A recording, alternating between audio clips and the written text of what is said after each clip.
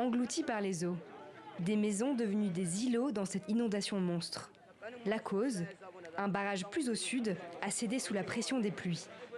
L'eau jusqu'aux genoux, des habitants chassés de leurs maisons. Nous n'avons jamais vu ce genre d'inondation. C'est la première fois que je vois ça. Ce déluge meurtrier a poussé 200 000 personnes à fuir. Certains arrivent à se diriger vers des camps de déplacés. Ici, entre les enregistrements et les sauvetages en cours, les secours sont débordés. Nous sommes ici avec certains de nos collègues pour voir comment nous pouvons évacuer ceux qui sont bloqués dans certains de ces endroits. Nous avons reçu des appels partout de personnes bloquées dans leurs maisons et sur les toits.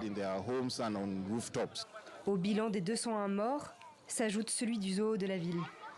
80% des animaux sont décédés, le reste erre maintenant dans les eaux troubles des rues. Dans une région déjà frappée par une insurrection djihadiste, le vice-président promet un rapide retour à la normale. Le gouverneur prendra toutes les mesures nécessaires pour que chacun d'entre vous retourne chez lui d'ici 1 à 2 semaines. Nous ne voulons pas créer un nouveau camp de personnes déplacées. Des écoles, des maisons, mais aussi des hectares de terres agricoles dévastées. Les dégâts s'étendent sur une superficie équivalente à 150 000 terrains de foot, aggravant l'insécurité alimentaire existante.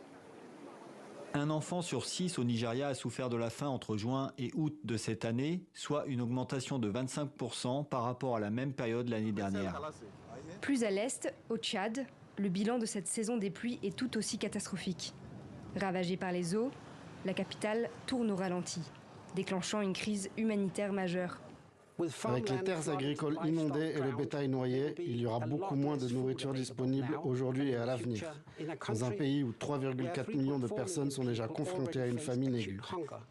Selon l'ONU, le gouvernement tchadien dispose de 10 millions de dollars sur les 100 millions nécessaires au plan de réponse. Après 5 semaines de pluie diluvienne, le pays craint de nouvelles crues.